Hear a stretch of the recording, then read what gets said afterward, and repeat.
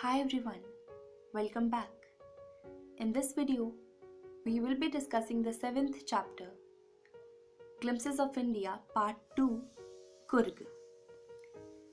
ये लेसन कोई स्टोरी नहीं है, ये एक बहुत ब्यूटीफुल सी जगह की ब्यूटीफुल सी डिस्क्रिप्शन है। ये लेसन हमें कर्नाटका के एक छोटे से डिस्ट्रिक्ट के बारे में, उसके लोगों के बारे में बताता है। कुर्ग कर्नाटका का सबसे छोटा डिस्ट्रिक्ट है। वो अपने ब्रेव लोगों और अमेजिंग वेदर के लिए पूरी दुनिया में फेमस है। वहाँ पूरे साल इतनी ज़्यादा बारिश होती है और मॉनसून के सीज़न में तो पूछिए ही मत। इतनी बारिश होती है कि कोई भी टूरिस्ट मॉनसून के सीज़न में कुर्ग जाता नहीं है। कुर्ग के लोग बहुत फेमस हैं, वहाँ की विमेन बहुत ब्यूटीफुल हैं। कुर्ग की जो मेन क्रॉप है वो कॉफ़ी है। काफ़ी सारी वैरायटी के एनिमल्स वहाँ पर पाए जाते हैं और कुर्ग के आसपास ब्रह्मगिरी की पहाड़ियाँ, आइसलैंड्स और तिब्बतन सेटलमेंट्स भी हैं। ओवरऑल ये बहुत ब्यूटीफुल प्लेस है और लोकेश अब्रोल जी के द्वारा इस जगह की एक ब्यूटीफुल सी डिस्क्रिप्शन आपको इस चैप्टर में मिलेगी। Midway between Mysore and the coastal town of Mangalore sits a piece of heaven that must have drifted from the kingdom of God. Drifted का मतलब होता है खिसक आना या टूट के आना। This land of rolling hills is inhabited by a proud race of martial men, beautiful women and wild creatures. Mysore और मैंगलोर के बीचों बीच एक जन्नत का टुकड़ा है। वो जगह इतनी खूबसूरत है, उसे देखकर लगता है कि भगवान की दुनिया से खिसक कर वो धरती पर आ गई हो। पहाड़ियों की इस धरती में बहुत प्राउड और ब्रेव आदमी और खूबसूरत औरतें पाई जाती हैं और साथ ही में यहाँ पर बहुत सारे जंगली जानवर पाए जाते हैं। अलग अलग टाइप के क्रीचर्स आपको यहाँ पर देखने को मिलेंगे। कुर्ग और Kodagu, the smallest district of Karnataka, is home to evergreen rainforests, spices and coffee plantations. Coorg का दूसरा नाम कोडागु भी है। ये कर्नाटका का सबसे छोटा जिला है जो एवरग्रीन रेन फॉरेस्ट से भरा पड़ा है। यहाँ पर बहुत सारे स्पाइसेस पाए जाते हैं, कई सारे तरह के मसाले पाए जाते हैं और कहें तो कॉफ़ी प्लांटेशंस का घर है ये Coorg. Evergreen rain forests cover 30% of this district. During the monsoons, it pours enough to keep many visitors away. अब चूंकि वहाँ पर इतने ज़्यादा पेड़ पौधे हैं, एवरग्रीन रेन फॉरेस्ट करीबन कुर्ग का 30% एरिया कवर करता है। इतने ज़्यादा पेड़ पौधों की वजह से वहाँ पर बारिश बहुत होती है और मॉनसून के सीज़न में इतनी बारिश होती है कि ज़्यादातर विजिटर्स मॉनसून में कुर्ग जाना पसंद नहीं करते।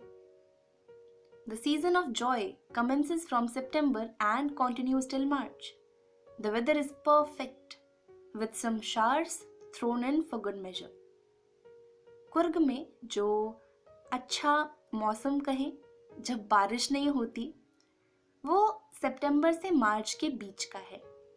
तब वहाँ पर हल्की हल्की बारिश होती है, पर घूमने जाने के लिए सबसे बेस्ट टाइम यही है, सितंबर से मार्च के बीच का। इस समय वेदर एकदम परफेक्ट होता है। थोड़ी बहुत बारिश हो जाती है और the air breathes of invigorating coffee. हवा में भीनी भीनी कॉफी की सुगंध आती रहती है।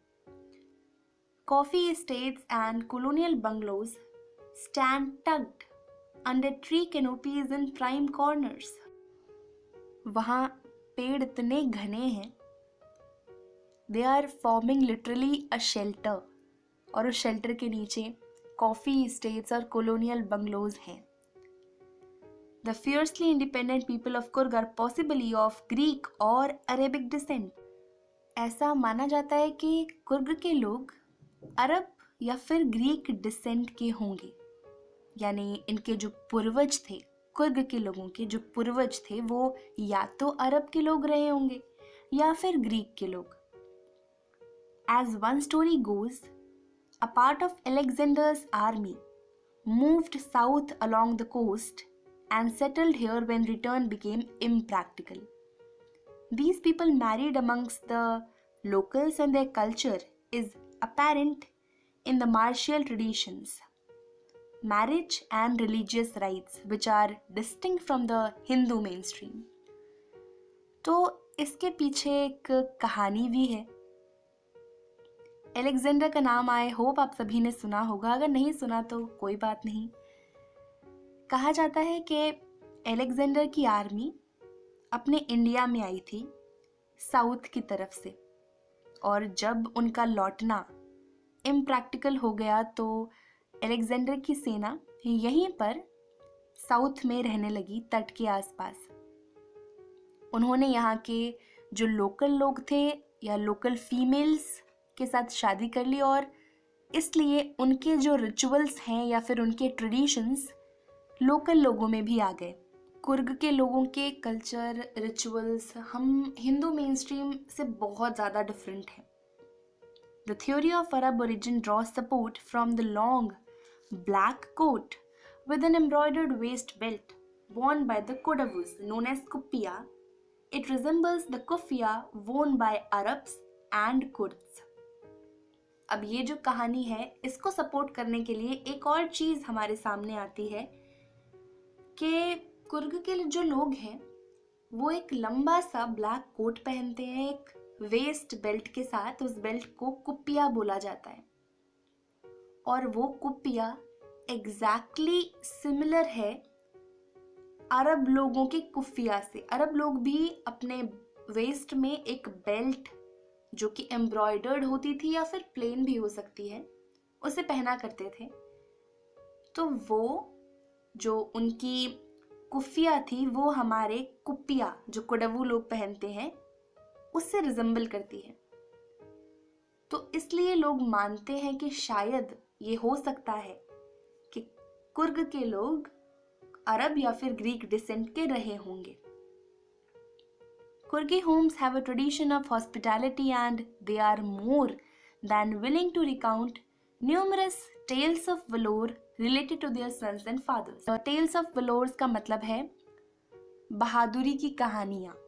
कुर्गी घरों में मेहमान नवाजी की परंपरा है बहुत पुराने समय से, और वो लोग अपने फादर्स की, अपने बेटों की बहुत सारी मतलब ब्रेवरी से जुड़ी कथाएं सुनाने में बहुत एक्साइटेड रहते हैं, वो बहुत क्यूरियस रहते हैं। अगर आप किसी कुर्गी के घर जाओगे तो वो बहुत हॉस्पिटेबल होते हैं नेचर में, बहुत आओ भगत करेंगे, मेहमान नवाजी करेंगे, और साथ ही में अपने बाप दादाओं के ब्रेवरी के किस्से आपको सुनाएंगे, आपको एंटरटेन करेंगे। The Kurg Regiment is one of the most decorated in the Indian Army, and the first chief of the Indian Army, General Cariappa, was a Kurgi. यहाँ पर डेकोरेटेड का मतलब सजा हुआ नहीं है, यहाँ पर डेकोरेटेड का मतलब है जिन्हें सबसे ज़्यादा अवार्ड से नवाजा गया हो। कुर्ग की जो आर्मी है वो इंडिया की सबसे ज़्यादा डेकोरेटेड आर्मी है, मतलब कुर्ग की आर्मी को सबसे ज़्यादा अवार्ड से नवाजा गया है। इंडिया के जो पहले चीफ जनरल थे जनरल करियप्पा, वो भी एक कुर्गी थे। Even now Kodavas are the only people in India permitted to carry firearms without a licence. कि कुर्गी लोगों को आज भी इंडिया में फायर आर्म्स कैरी करने की परमिशन है, वो भी बिना लाइसेंस के। फायर आर्म्स यहाँ पर हथियार हैं, किसी भी टाइप का हथियार हो सकता है वो। कुर्गी लोगों को आज भी इंडिया में हथियार कैरी करने की परमिशन है विदाउट इवन अ लाइसेंस। तो इसी चीज़ से हमें क्लियर हो जाता है वो लोग कितने बहादुर और भरोसेमंद होंगे। The river Kaveri obtains its water from the hills and forests of Kurg. Kaveri नदी का सबसे ज़्यादा पानी कुर्ग की पहाड़ियों और जंगलों से होते हुए आता है। Mahseer, a large freshwater fish, abound in these waters. और यहाँ के पानी में या फिर यहाँ की नदियों में, वाटर बॉडीज में महासीर नाम की एक मछली पाई जाती है जो लिटरली बहुत बड़ी होती है। Kingfishers dive for their catch, while squirrels and langurs drop partially eaten fruit for the mischief of enjoying the splash and ripple effect in the clear water. यहाँ पर किंगफिशर अपने शिकार के लिए डुबकी लगाते हैं, जबकि गिलहरी और लंगूर वो आधे खाए हुए फल या फिर पूरे खाए हुए फलों का जो छोटा सा टुकड़ा बच जाता है उसे पानी में फेंकते हैं, just to see the ripple effect in the water. पानी में किस तरह से वो रिपल इफेक्ट आ जाता है। जब आप कोई भी पत्थर या फिर कुछ भी चीज़ पानी में फेंकते हैं, जो इफेक्ट आता है that is known as ripple effect. तो वहाँ के बंदर या लंगूर पानी में आधे खाए हुए फलों को फेंकते हैं just to see that ripple effect. Elephants enjoy being bathed and scrubbed in the river by their mahots. माहौत वो होते हैं जो हाथी की देखभाल करते हैं, उनके साथ रहते हैं, उनको खाना खिलाते हैं, नहलाते धुलाते हैं। वहाँ पर जो एलिफेंट्स हैं वो भी नदी किनारे माहौत द्वारा नहलाए जाते हैं। यहाँ पर बेसिकली आपको कुर्ग के वाइल्ड लाइफ के बारे में बताया जा रहा है कि किस किस टाइप के एनिमल्स वहाँ पर पाए जाते हैं। वहाँ पर किंगफिशर पाई जाती है, वहाँ पर लंगूर्स, महासीर नाम की एक बड़ी से फिश, स्क्विरल्स और एलिफेंट्स काफ़ी ज़्यादा मिलते हैं। The most laid back individuals become converts to the life of high energy adventure with river rafting, canoeing, rappelling, rock climbing and mountain biking. Laid back का मतलब होता है रिलैक्स्ड या आलसी। तो जो सबसे ज़्यादा आलसी इंसान भी होगा ना, वो भी यहाँ पर इतने ज़्यादा एनर्जेटिक वाटर एक्टिविटीज़ को डेफिनेटली परफॉर्म करेगा, जैसे कि river rafting, canoeing, rappelling, rock climbing, mountain biking. Numerous walking trails in this region are a favourite with trekkers. Trails का मतलब क्या होता है? जैसे हरी घास पर आप काफ़ी समय तक चलते रहें तो वहाँ पर कैसा रास्ता जैसा क्रिएट हो जाता है, उसी को ट्रेल बोला गया है।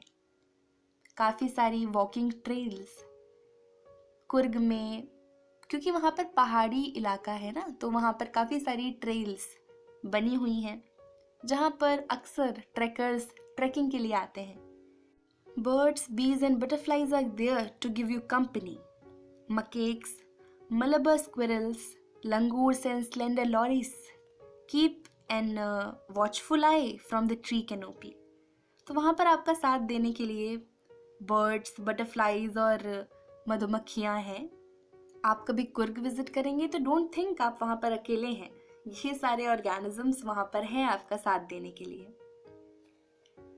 मकेक जो एक बंदर होता है, बंदर की स्पीशीज है। मलाबार स्क्विरल्स, लंगूर या फिर स्लेंडर लॉरिस जो एक छिपकली टाइप ऑर्गेनिज्म होता है, वो पेड़ से आप पर नज़र रखे हुए हैं, तो बी केयरफुल ऑल्सो।